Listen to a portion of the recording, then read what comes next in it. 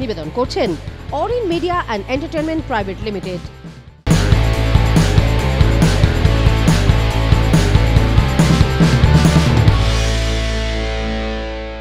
নমস্কার, আমি স্বর্ণালী। শুরু করছি আরোহী প্রেজেন্টস সেলেব টক্স। আর আজকে আমাদের সঙ্গে যিনি রয়েছেন তিনি আপনাদের বহু প্রিয় এবং বহু দিনকার, আমাদের শুধু বাংলার নয়, তিনি কাজ করেছেন বলিউডেও। তাকে প্রথম দেখতে পাওয়া গেছিল 2002 সালে দ্য লিজেন্ড অফ ভগৎ সিংয়ে যতীন দাসের চরিত্রে। আমাদের সঙ্গে রয়েছেন অমিতাভ ভট্টাচার্য। নমস্কার। কেমন আছো অমিতাভ দা? আমি খুব ভালো। এই লকডাউনটা তো আমাদেরকে একদম মানে শাটডাউন করে দিয়েছে। টোটালি। সেই সময়টায় তোমার কিরকম কেটেছে? ভালোই কেটেছে বলবো, মানে খারাপ তো বলা যায় না। ভালো এই কারণে, কারণ আমি সদ্য বাবা হয়েছি, তো that's a good news. Thank you, congrats. Thank you very much. সেই জন্য কি হয়েছে, একটা দিক দিয়ে খুব সুবিধে হয়েছে যে আমি আর আমার মিসেস, মানে যেহেতু মিসেসের অফিস ওয়ার্ক ফ্রম হোম হচ্ছে, তো আর আমার কাজ তো মানে আমার কাজ কি মানে প্রায় সবারই কাজ বন্ধ, তো সবসময় ঘরেই বসে আছি। তো বাচ্চারা ওই যেই ফেজটা বাবা মাকে সবচেয়ে বেশি দরকার হয়, ওই ফেজটা পুরোটাই আমি বাচ্চাদেরকে দিতে পেরেছি। সো মানে it's god wishes that probably মানে বুন ইন ডিসগাইজ হয়েছে আমার জন্য। আমি দর্শকদের বলবো যে এটা কিন্তু চারজনের বাবার সঙ্গে বসে আছি আমরা, মানে two doggies are there and twins father. আরো দুটো মাছ আছে, মানে অনেক বড় একটা পরিবার। 7 জনের পরিবার আমাদের টোটাল। 8 জনের পরিবার, 8 জনের পরিবার, মানে একটা পুরো টাইম পেয়েছো ফ্যামিলি, মানে এই তোমাদের জীবন মানে তো ভীষণ ব্যস্ততা, শুটিং, শিডিউল, প্যাক আপ, এই সমস্তর মধ্যে একটা সুন্দর সময় পেয়েছো ফ্যামিলির সঙ্গে কাটানোর। সেই সময়টা কতটা এনজয় করেছো? পুরোটাই এনজয় করেছি। একটু হেক্টিক হয়েছে, কেন কাজের যে লোকজন যারা বাড়িতে আসতো, মেজ ছিল, সবাইকে অফ করে দিতে হয়েছে।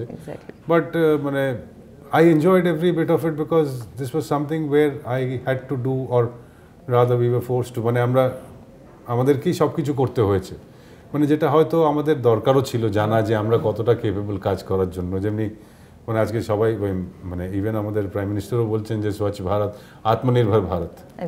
তো এবং আত্মনির্ভর ভারত হতে গিয়ে আত্মনির্ভর অ্যাট হোম হয়ে গেছি। তো I think it's a very good বুন ইন ডিসগাইজ। বাট ইয়াস, অনেক ক্ষতি হয়েছে সেই অর্থে, মানে ইকোনমিক্যাল ক্রাইসিস হয়েছে প্রচুর পরিমাণে। সে তো টানাপোড়েন, আপস অ্যান্ড ডাউনস থাকেই লাইফে। বাট আই থিঙ্ক মানে সামহাউ গডস ব্লেসিং যে I got this time with my family. একদমই তাই। ফ্যামিলি নিয়ে অনেক কথা হলো, এবার যেটা আপনাদের জানার উদ্দেশ্য, মানে আমিও জানতে চাইছি যে অমিতাভদার কিন্তু একটা খুব সুন্দর জার্নি আছে, মানে বলিউড, তারপরে বাংলা সিনেমা, এবং বাংলা সিনেমায় প্রচুর অন্য ধারার ছবিতে তাকে আমরা দেখেছি, এবং তারপরে তিনি কমার্শিয়ালে ফিরে এসেছেন, এবং তারপরে তিনি সিরিয়ালে ফিরে এসেছিলেন। এখন আপাতত ওয়েব সিরিজ প্ল্যান করছেন। সেই জার্নিটার ডিটেলস আমরা শুনে নেব অমিতাভদার কাছ থেকে।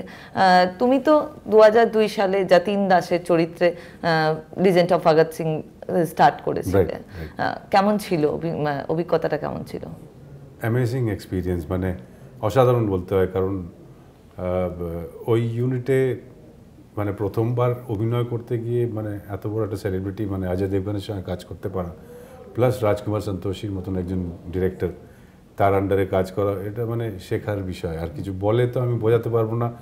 মানে আমি প্রত্যেক সময় যখনই কোনো কাজ করতে যাই, তো ওই মুহূর্তগুলো মাঝে মাঝে মনে হয় যে কীভাবে কাজটা শুরু হয়েছিল, আর আমরা কীভাবে নিজেদেরকে ডিভোট করে সেইভাবে মানে ওই অপরচুনিটিটা পাওয়াই একটা অত বড় প্ল্যাটফর্মে কাজ করার মানে অভিজ্ঞতা হচ্ছে শেয়ার করতে পারি। মানে it's an experience which you have to go through. ওটা দারুণ লেগেছে আমার। মানে ওরকম এক্সপিরিয়েন্স খুব কমই পেয়েছি বাংলা ছবিতে। মানে অত বড় ম্যাসিভ স্কেলের তো প্রোডাকশন সেভাবে হয় না এখানটা।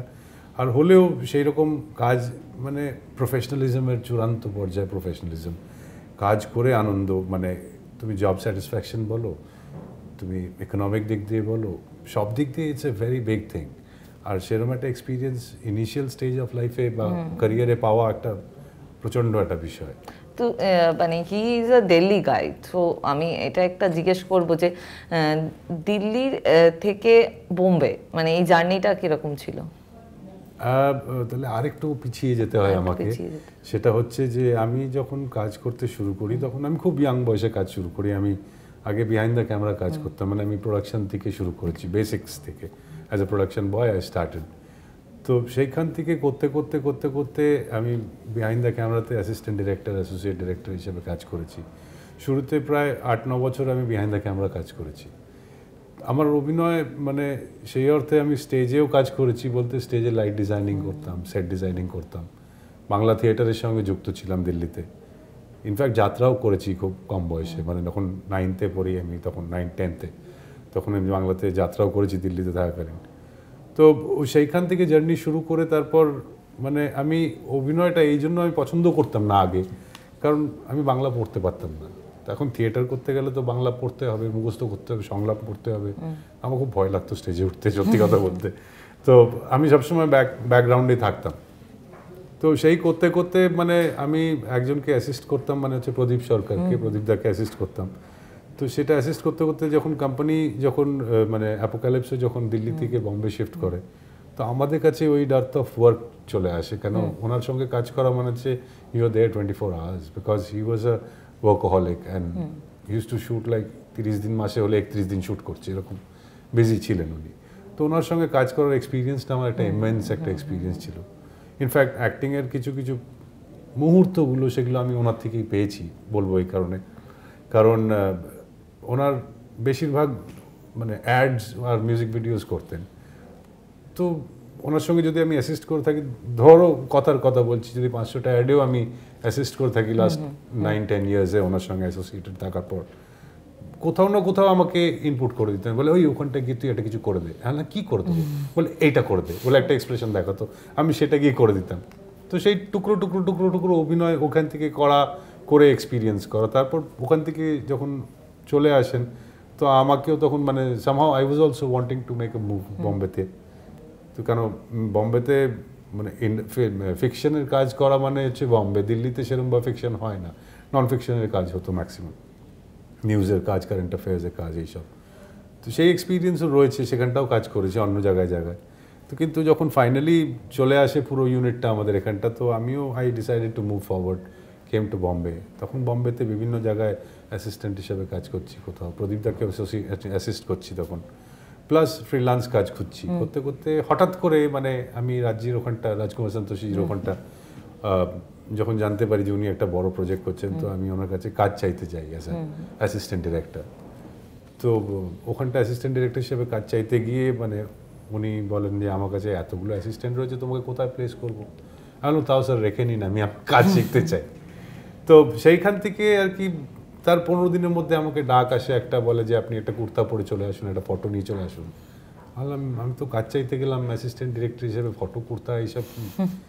তো গিয়ে জানতে পারি যে এরকম একটা জায়গায় কাস্টিং হয়ে গেছে। তো আমি তো রিফিউজ করার লোক নয়, মানে যে কেউ মানে আমি একটু রিসার্চ ওয়ার্ক, মানে যেই বই থেকে উনি অ্যাডাপ্ট করেছিলেন ভগৎ সিংটা, সেই বইটা আমার জানা ছিল, স্বানন্দ কিরকিরের লেখা, গগন দামামাবাজিও থেকে।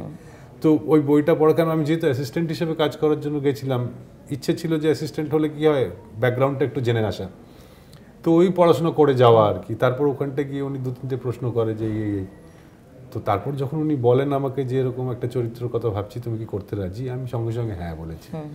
আমি বলছি স্যার হ্যাঁ করবো তো, ঠিক আছে, কারণ কিন্তু আমি যে অ্যাসিস্ট করতে চাই, বলে ঠিক আছে তুমি থাকবে অ্যাজ অ্যান অবজারভার থাকবে, তুমি অ্যাক্টিংটাও করো, তুমি তাহলে পয়সা পাবে, অ্যাক্টিং করলে পয়সা পাবে, অ্যাসিস্ট্যান্ট ডিরেক্টর হিসেবে তুমি পয়সা পাবে না।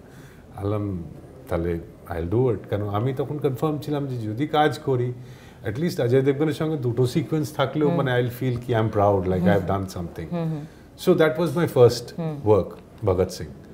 তো সেইটা করে I was like, you know my experience is like খুবই ভালো। মানে অ্যাসিস্ট্যান্ট ক্যামেরার পেছনের একটা ছেলে যে কাজ শিখতে চেয়েছিল অ্যাসিস্ট্যান্ট ডিরেক্টর হিসাবে, তারপর তার সিনেমার ক্যারেক্টারের মধ্যে ঢোকা, এটা একটা অদ্ভুত একটা গল্প শুনলাম এতক্ষণ ধরে। আমি তোমাকে জিজ্ঞেস করবো যে এই ভগৎ সিং এর পর, মানে ওটা তো একটা সাইড রোল ছিল, কোনোদিন ইচ্ছা হয়নি বলিউডে মানে লিড ক্যারেক্টারের চরিত্র অভিনয় করার? ইচ্ছে তো হয়েছিল, মানে তারপরে যখন আমি অভিনয় করতে শুরু করলাম তখন কলিযুগেও ইনফ্যাক্ট তোমাকে দেখতে পেয়েছি আমরা। হ্যাঁ, মানে আসলে কি যে ওই ভগৎ সিংটা করেছিলাম যখন, তখন আমারও ইচ্ছে ছিল যে আমি ডিরেকশনেই থাকবো। মানে ওই ডেস্টিনি হয় যেটাকে বলে ডেস্টিনি, সেটা ডেস্টিনিই হয়েছে একেবারে। কারণ এই মানে ভগৎ সিংটা করা শেষ হওয়ার পর্যন্ত, মানে 2002-তে রিলিজ হওয়ার সময় আমাকে কলকাতা থেকে ব্রাত্যদার যে তখন ব্রাত্যদার যে তখন ওই উনি ছিলেন প্রোডাকশন ম্যানেজার ছিলেন, রাহুল চক্রবর্তী, উনি গত হয়ে গেছেন অনেক বছর। তো রাহুল দা আমাকে হঠাৎ সামহাও কোথা থেকে আমার নম্বর পেয়ে আমাকে ফোন করে বলেন যে এরকম আমরা ছবি করার প্ল্যান করছি। তো আমি বললাম ছবি বাংলা, মানে আমি তো বাংলা পড়তে সরতে পারি না, আপনারা আমাকে বলে না আপনার ফটো আমরা পেয়েছি কারোর থেকে, ওই আমার এক বন্ধু দেবপ্রিয়, তার থেকে ফটো পেয়েছি, তো আপনি কি করতে ইচ্ছুক? আমি বললাম নিশ্চয়ই করবো, বাংলা ছবি করবো না কেন, মানে আর কি ক্যারেক্টার কি জিজ্ঞেস করেছিলাম, বলে মেন হিরোর জন্য। তো আমি বললাম ওয়াই নট, ডিরেক্টরকে বললো ডিরেক্টর আপনাকে ফোন করে নেবো। তখন ব্রাত্যদাকে আমি চিনতাম না প্র্যাকটিক্যালি স্পিকিং, তো ব্রাত্যদা আমাকে ফোন করলেন, ওনার সঙ্গে মানে বেশ লম্বা ডিসকাশন হলো। তো আমি ব্রাত্যদাকে ক্লিয়ারলি বললাম, ব্রাত্যদা দেখো তো আমি তো বাংলা পড়তে পারি না, তোমাকে দেখে নিতে হবে, আমাকে শেখাতে হবে, শিখিয়ে পড়িয়ে নিতে হবে। আমি অভিনয় সেই অর্থে শুধু ভগৎ সিংটা করেছি, এখনো রিলিজ হয়নি। তো তোমার যদি মনে হয়, আর আমার দিল্লির ছেলে তো আমি আপনি বলতে খুব একটা দ্বিধাবোধ করতাম, তো আমি তখনই তুমি দিয়ে শুরু করেছিলাম। তো আমি বললাম আমি আপনিটা বলতে পারি না, আসে না মুখে, বলে কোনো অসুবিধা নেই। তো it became a very good relationship with ব্রাত্যদা। তো হি দেন সেড কি লাইক ওকে ঠিক আছে আমরা আপনার অডিশন নেবো। তো অডিশন নেওয়ার পর if everything goes well fine then will sign the film. And that happened. They came to Bombay, took an audition. They liked my whatever performance I did. Bangla যা ভাঙা ভাঙা বলেছিলাম, বলে টলে তারপর ওটা হয়ে গেল ফাইনাল। তারপর আমি রাস্তাতে হিরো হিসেবে এখানটা লঞ্চ হলাম। তো রাস্তা করতে করতে i sine couple of films as a hero only. সেই সময়ের অনেক ছবিতে আমরা অমিতাভকে দেখতে পেয়েছিলাম এবং তার চরিত্রগুলো বেশ অন্য রকমের, মানে এবং তুমি একটু অন্য ধারার ছবিতেই বিশ্বাসী ছিলে সেই সময়। রাস্তার পরের কয়েকটা ছবি যদি আমরা দেখি, মানে সেখানে তোমার যে জন থাকে মাঝখানে, আমি ইয়াসিন এবং আমার মধুবালা, তো এইগুলোতে একদম অন্যরকম চরিত্রে আমরা অমিতাভকে দেখেছিলাম। এই যে অন্য ধারার ছবি বা অন্য ধারার অভিনয়, চরিত্রের অভিনয়, এটার থেকে যখন কমার্শিয়ালে আসা হয় সেটা কিন্তু একটা চেঞ্জ থাকে। মানে যেহেতু তুমি বারবার বলছো যে বাংলাটা তোমার কাছে খুব কঠিন ছিল এবং এই অন্য ধারার ছবিতে is very important, you have to know the Bengali language properly. তো সেটা তো একটা তোমার মানে ডিসপিউট ছিল, কিন্তু তুমি কিন্তু you rock on that platform. তো মানে সেই সময় আমরা মানে আমাদের দেখা সেই সময়কার ছবিতে অমিতাভ ভট্টাচার্য লিড রোল, এটা আমরা প্রায়ই দেখে থাকতাম। তারপরে তাকে কমার্শিয়াল মুভিতে দেখতে পাওয়া যায়। তো তোমার সেই এই চেঞ্জটা নিয়ে যদি তুমি আমাদেরকে কিছু শেয়ার করো। কমার্শিয়াল আর নন কমার্শিয়াল বা আর্ট ফিল্ম যদি বলি, আমার মনে হয় একটা জায়গায় হচ্ছে cinema is cinema, it's for entertainment. কিছু আমরা ডিস্টিংশন করে দিই, যেই ছবিগুলো একটু ইন্টেলেকচুয়াল বেস থাকে, ইন্টেলেকচুয়ালিজম থাকে, সেটাকে আমরা আর্ট ফিল্ম দিয়ে দিই, কিন্তু ওটাও কিন্তু কমার্শিয়াল সিনেমা। মানে cinema today or previously also was made to মানে entertain people or give some knowledge, everything. মানে film had a meaning, has a meaning still. আমরা কিছু শিখতে পারি ছবির থেকে। আমার কাছে মানে ছবির কনসেপ্ট, মানে আমি স্ক্রিপ্ট সেই অর্থে আগে হয়তো পড়তাম, কিন্তু আমি ডিরেক্টরের উপরে বেশি বিশ্বাস করি, আমার ডিরেক্টরস অ্যাক্টর সেই দিক দিয়ে। তো আমি যখন প্রথম রাস্তা করি, Rasta was a commercial film, but it was on a different genre. তো সেই ফিল্মটা করতে করতে মানে যেহেতু ব্রাত্যদা আমাকে বলেছিল, আর ব্রাত্যদা তখন ইন্টেলেকচুয়ালদের মধ্যে ওখানটা one of the upcoming directors ছিলেন, আর থিয়েটারে ব্রাত্যদা প্রচুর প্রোক্লেমড ছিল, এখনো আছে, এখন হি ইজ মাচ মোর। তো ব্রাত্যদার সঙ্গে ওই কাজটা করতে করতে I learned a lot of things. তারপরে দিস ফিল্ম যে নাম বললেন, যেজন থাকে মাঝখানে, এটা একটা কমার্শিয়াল সুশান্তর ছবি ছিল। সুশান্ত এরা সব আমার মানে Sushant was a good friend of mind from Bombay itself, I knew him from Bombay. তো এরা আমার ইভেন ইনফ্যাক্ট বাপ্পাদার সঙ্গেও কাজ করার কথা ছিল, হয়ে ওঠেনি। একটা ছবিতে জাস্ট একটা গেস্ট অ্যাপিয়ারেন্স করেছিলাম। তারপর বুদ্ধবাবুর ছবিতে বুদ্ধবাবু আমাকে ডাকলেন, বললেন যে তুমি কি করবে অভিনয়? আমি বললাম আমি স্যার বাংলা পড়তে পারি না। বলে সেটা অসুবিধা নেই, আমি তোমাকে দিয়ে করিয়ে নেবো। বললাম তাহলে sir I am your actor.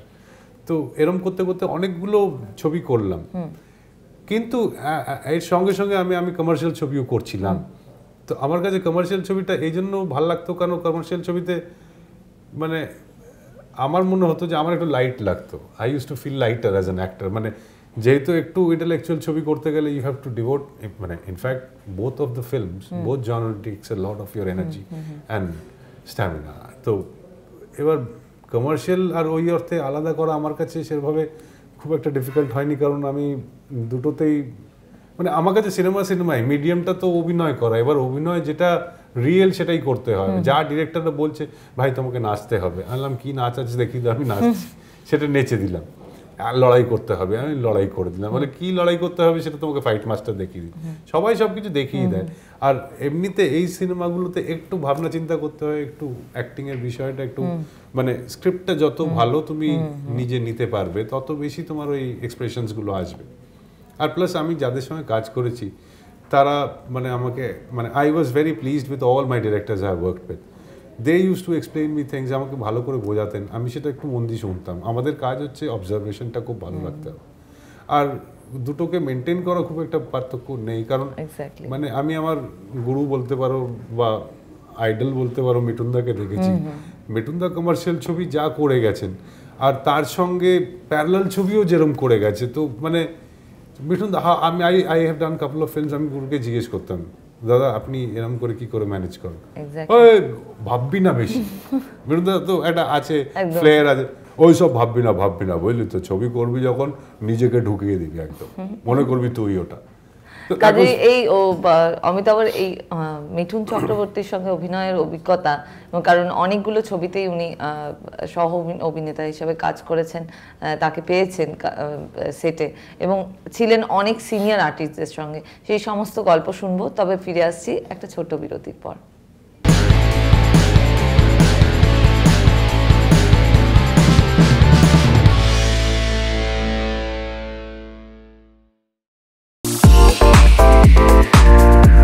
Wanna fly?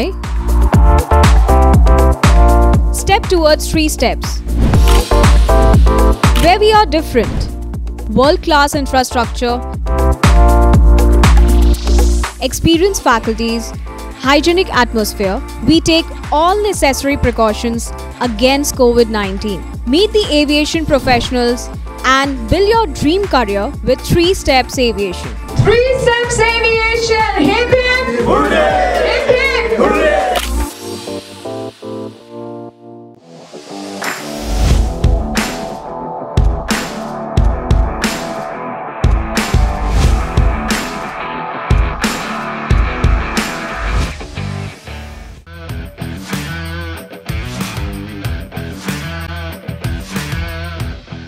Welcome to Sinha Group of Companies, your genie in a bottle. Career advancement opportunities in aviation and hospitality.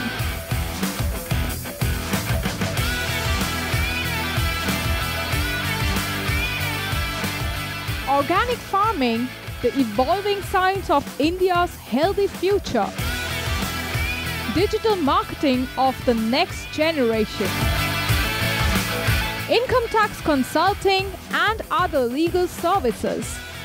Home furnishing and decor, bringing your dream house to life.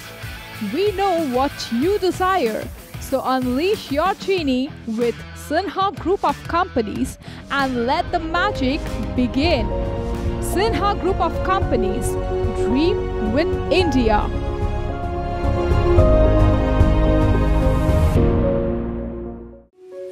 এক ডাকেই যাকে পাই, আরোহী foundation একেবারেই তাই। 8 থেকে 80-র জন্য এক ডাকে সাড়া দেয় আরোহী foundation.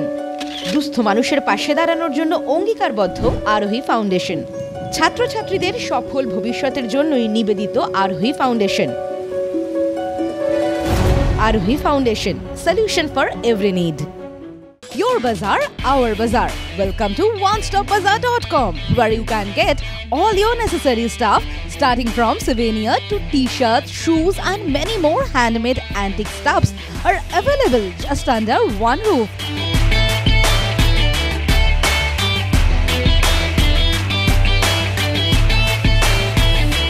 Our stores are available at airports like Kolkata, Guwahati, Imphal, Bagdogra And you can also find us at City Center too. We are just one click away to serve your need. Visit onestopbazaar.com or www.onestopbazaar.com. Feel the Indiana.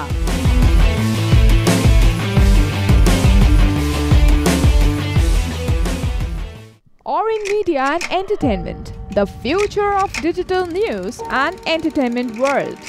With evolving trends and rising popularity of the online market, our unique production will tick all the boxes in your playlist. We bring you binge-worthy videos that will blow your mind away. Something you just can't miss. Orin Media and Entertainment. Keep binging.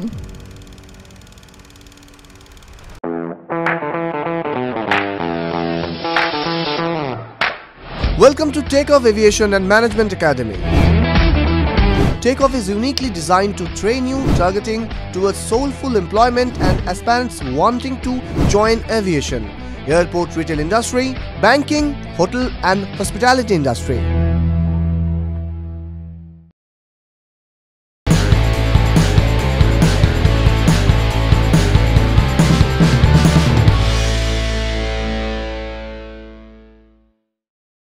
বিরতির আগে কথা হচ্ছিল senior আর্টিস্টদের সঙ্গে তার অভিনয় নিয়ে এবং মিঠুন চক্রবর্তীকে তিনি অনেক দিন সেটে পাশে পেয়েছেন। তো সেই অভিজ্ঞতা জেনে নেব অমিতাভর কাছ থেকে। তোমার অনেকটা টাইম কেটেছে মিঠুন চক্রবর্তীর সঙ্গে এবং মিঠুন চক্রবর্তী মানে আমরা সবাই জানি যে industry there is a name Mithun Chakraborty, he is a legend. তো সেই অভিজ্ঞতা যদি আমাদের সাথে একটু শেয়ার করো। মিঠুনদা মানে comes across as a very simple and a down to earth guy.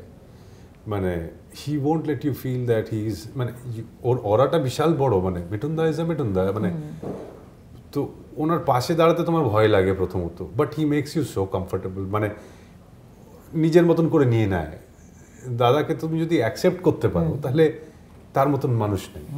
আর আমি যেটা মনে করি সেটা হচ্ছে যদি নিজেকে আমি সবসময় আমার যে যারা সিনিয়র ছিল আমি অনেকের সঙ্গেই কাজ করেছি, ইভেন রঞ্জিতদার সঙ্গে কাজ করেছি, লাবণীদির সঙ্গে কাজ করেছি, দেবশ্রীদির সঙ্গে কাজ করেছি, মিঠুনদার সঙ্গে, বেনুদার সঙ্গে, সব সিনিয়রদের সঙ্গেই কাজ করেছি। আমি দেখেছি একটা জিনিস যে ওনারা মানে you have to give your self to them.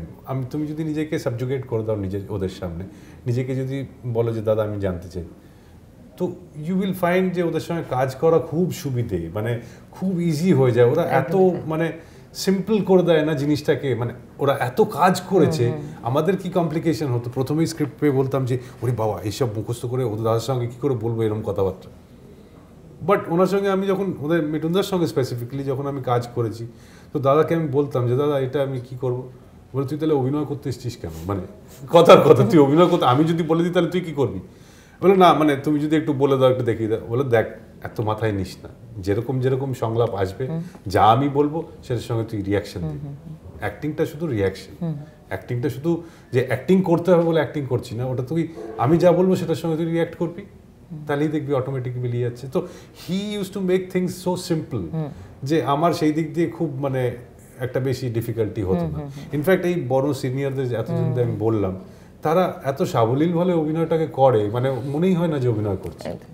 আর সেইটাকে তোমাকে অ্যাডাপ্ট করতে হবে, মানে you have to get comfortable. ওদের সামনে গিয়ে তোমাকে আগে নিজেকে ছেড়ে দিতে হবে যে দাদা আমি ছেড়ে দিলাম, ভাই আপনি আমাকে বলুন কি করতে হবে। তো এই প্রসেসেই আমি ওনাদের সঙ্গে কাজ করেছি। কাজেই মানে এটা কিন্তু আমরা বেশ ভালো বুঝতে পারছি যে একটা সহ অভিনেতা বলো বা একজন অভিনেতা যিনি কাজ শুরু করেছেন বা নতুন কাজ শিখতে চান বা কাজ শেখার চেষ্টা আছে তার মধ্যে, তারা সবসময় কিন্তু বড় অভিনেতা বা সিনিয়র যারা আছেন ইন্ডাস্ট্রিতে তাদের সঙ্গে কিন্তু একটা বন্ধুত্বপূর্ণ সম্পর্কের মধ্যে দিয়েই কাজগুলো শেখেন এবং সেটার জলজান্ত উদাহরণ হচ্ছে আমাদের অমিতাভ ভট্টাচার্য। আর আরেকটা জিনিস আমার মনে অনেকক্ষণ ধরে চলছে, সেটা হচ্ছে তোমার সঙ্গে দেখতে পাওয়া অভিনেত্রীরা যারা ছিল এবং তখন তোমাকে কিন্তু একটা লাভার বয় কোট দেওয়া হতো। তো মানে সেই মানে তোমার যে ধরনের ছবি ছিল সেই সময়কার, সেটা কেন মানে ধীরে ধীরে কমে মানে শেষ হয়ে গেল কেন, মানে সেটা যদি জানাও আমাকে। একটা হচ্ছে আমার পিআর স্কিলস নেই, আমাদের যে কোনো অভিনেতাকে আজকে অভিনয়ের সঙ্গে সঙ্গে পিআর স্কিলসটা জানা খুব দরকার। আমি খুবই মানে লেজি, নো পিআর, আমি কারোর কাছে গিয়ে হাত জোর করে কাজ চাইতে পারিনি, সেটা একটা আমার ভুল। আর মানে আমি যাদের যাদের সঙ্গে কাজ করেছি মানে in time I have seen all of them have gone out of the industry, they are no way, মানে I don't know why, what reasons. আর মানে আরেকটা হচ্ছে আই সামহাউ ফিল যে there is a vast difference of understanding what the human psychology goes around here. I come from Delhi, আমি দিল্লি থেকে এসেছি বলে হয়তো আমার মনে হয় এই মানে আমরা দিল্লির বাঙালি আর এখানকার বাঙালির মধ্যে একটা মার্ক ডিফারেন্স আছে। আমাদের অ্যাটিটিউডটা দিল্লিওয়ালা, কিন্তু যখন আমরা বাংলায় আসি তখন আমি যেটা বুঝতে পারি সেটা হচ্ছে একটা ডিস্টেন্স মেনটেন করে রিলেশনশিপ মেনটেন হয় এখানটা। মানে যেহেতু তুমি দিল্লির, যেহেতু দিল্লি না, মানে আই এম নট, আমি প্রবাসী বাঙালি, একটা প্রবাসী বাঙালি আর এখানকার বাঙালির মধ্যে যা পার্থক্য হয় সেটা আমি দেখতে পেয়েছি। আর আমি জানি না, আমি মানে আমি বললাম তো ওই পিআর স্কিলস আমার খুব খারাপ, মানে আমি খারাপ কাউকে ছোটও করি না, কাউকে বড়ও করি না, আমি যে আমার সঙ্গে কথা বলে আমি তার সঙ্গে কথা বলি, আমি কাউকে যেচে বিরক্ত করতে চাই না। মানে তুমি কি এই কয়েকদিন আগে মানে সুশান্ত সিং রাজপুত যখন মারা গেছিল, নেপোটিজম বলে একটা ওয়ার্ড খুব হিট করেছিল, মানে এবং তার আগে থেকেও কাঙ্গনা রানাওয়াতে শোতে, রিয়েলিটি শোতে বলা নিয়ে খুব কথা উঠেছিল। তো সেটা আমার তোমার সঙ্গে কথা বলে মনে হচ্ছে যে তুমি কি সেই গ্যাপটা কোথাও ফিল করছিলে? ইট এক্সিস্টস, ইয়েস, নেপোটিজম আছে, কিন্তু ওটা যেহেতু কি বলবো আমি, মানে আমি সেই অর্থে ফিল করিনি নেপোটিজম, বাট আমি যেটা ফিল করেছি সেটা হচ্ছে কোথাও কোথাও ডিফিকাল্টি হয় কাজ করতে। I am not diplomatic that way and I am not a hypocrite also, but hypocrisy exists, nepotism exists, and this is not in Kolkata or West Bengal, it's everywhere. মানে anybody who's at a higher position will not want his or her position to be taken away by somebody who's a new guy.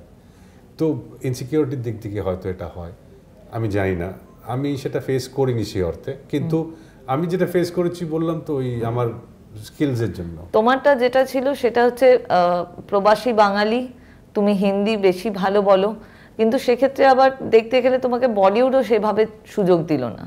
আমি বলিউডে ফেরত যাইনি, মানে যেহেতু এখানটা কাজের সংখ্যা খুব বেড়ে গেছিল, মানে আমি 2006 অবধি বম্বেতেই ছিলাম, তো আমার পক্ষে হচ্ছিল যেটা প্রবলেম যে বম্বে মেনটেন করা আর দিল্লি এই কলকাতা মেনটেন করা আমার জন্য পসিবল হয়ে উঠছিল না, কারণ এভরি মানে at that point in time I used to be signing, I used to be my 8 প্রায় 30টির উপরে ছবি তোমার বাংলায় আছে, বেশি 30-এরও বেশি ছবি আরো বেশি আছে, একটা টাইমে আমার প্রায় 8টা করে ছবি রিলিজ হতো। একদমই তাই। এবং তো সেই সময় আমি 2005-6 সালে আমি ভাবলাম যে আই ডিসাইডেড কি লাইক আমার ওটা মেনটেন হচ্ছে না, প্লাস আমি যে আসা যাওয়াতে আমি একটা জিনিস সত্যি কথা বলতে, যে আমি ভাবতাম যে প্রডিউসারের যাতে লস না হয়।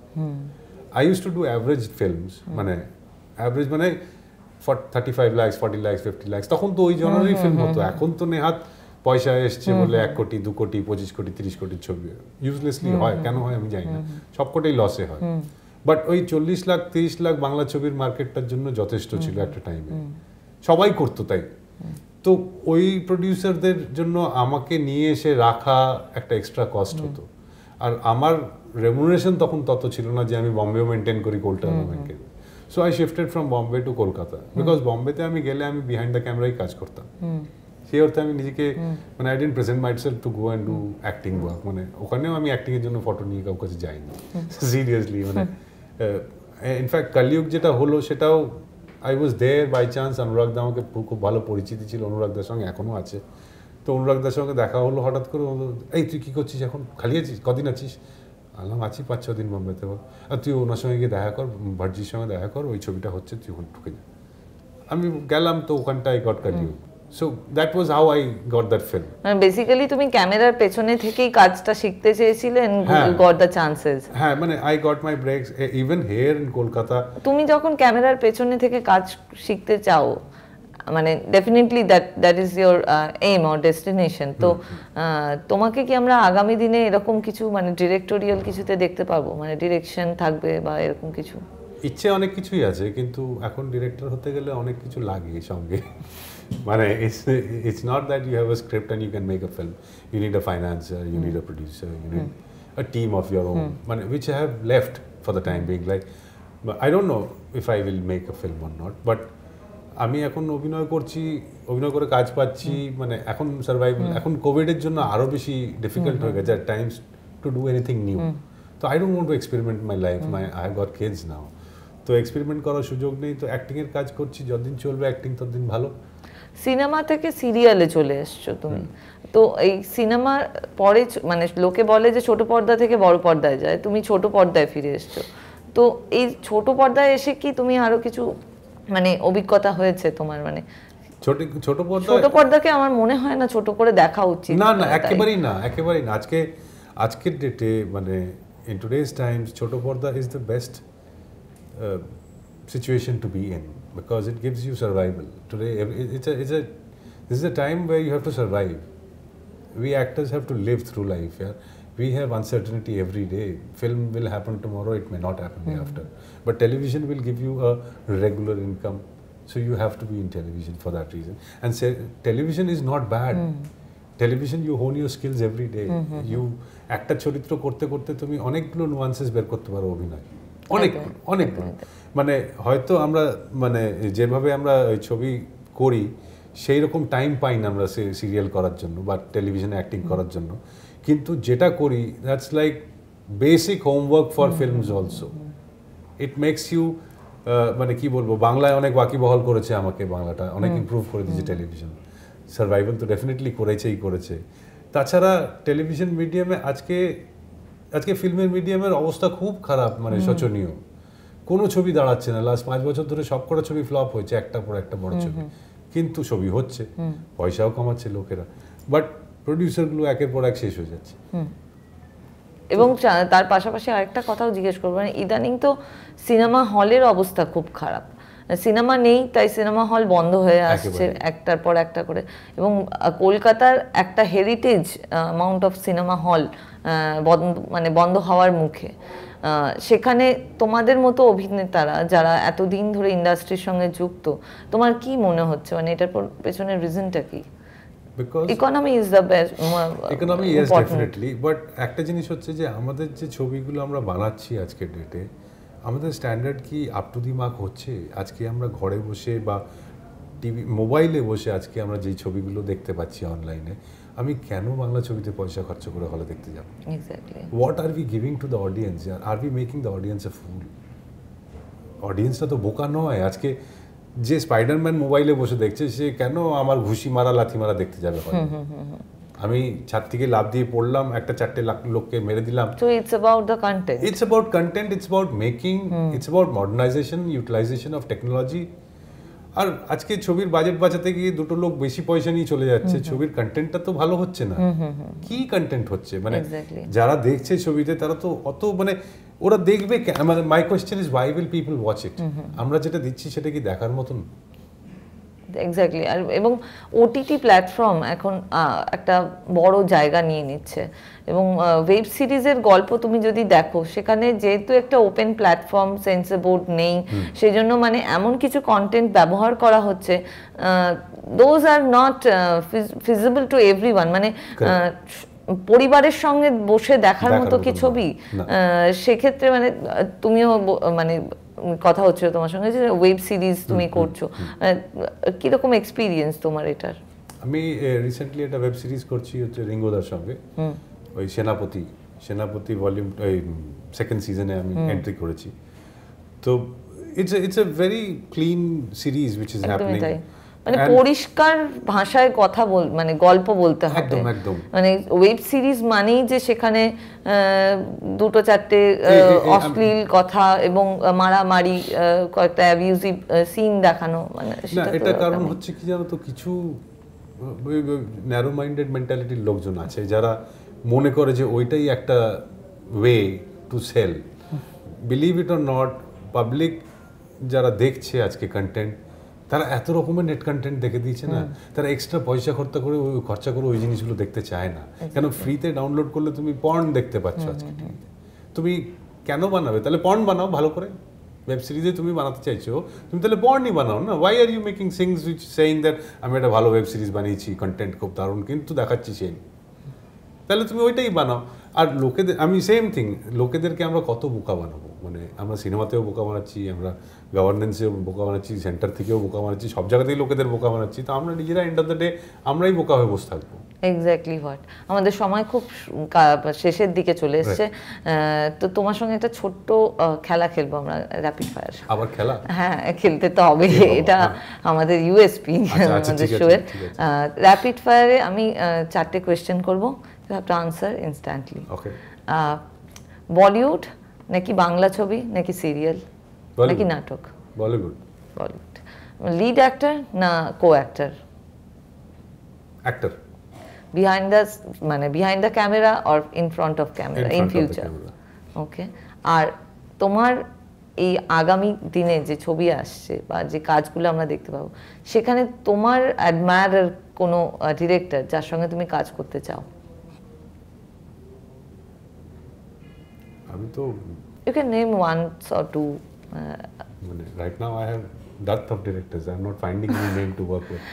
অ্যাকচুয়ালি মানে অনেক নতুন প্রচুর লোকজন এসছে, নতুন বাচ্চারা এসছে, young people are making films, অনেক ভালো ভালো আছে যাদের সঙ্গে কাজ করা যায়, কিন্তু মানে আমি ওকে, তাহলে আমরা বুঝে গেছি যে মানে অমিতাভ দা একটু কনফিউজ যে কার সঙ্গে কাজ করতে পারবে, কারণ কি চয়েসেস অনেক, এবং অমিতাভ দা প্রচুর কাজ করতে চায়, এবং যেটা শুনলাম সেটা হচ্ছে তার যে জার্নিটা আপস অ্যান্ড ডাউনস, মানে এবং পুরোটা কিন্তু একটা সত্যি একটা গল্পের মতো, অদ্ভুত সুন্দর একটা গল্প আমরা আজকে শুনলাম, যে বিহাইন্ড দ্য ক্যামেরা থেকে তিনি কিভাবে বলিউডে চান্স পেলেন, এবং তারপরে তিনি সিরিয়ালে, তারপরে তিনি বাংলা ছবিতে মিঠুন দার সঙ্গে কাজ করেছেন, দেবশ্রীদির সঙ্গে কাজ করেছেন, প্রচুর সিনিয়রের সঙ্গে কাজ করেছেন, এবং আগামী দিনেও তাকে আমরা আরও অনেক প্রজেক্টে দেখতে পারবো।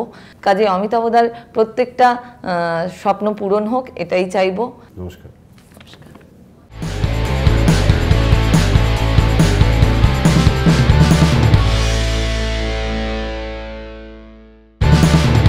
আরোহী সেলেব টক্স নিবেদন করলেন Orin media and entertainment private limited.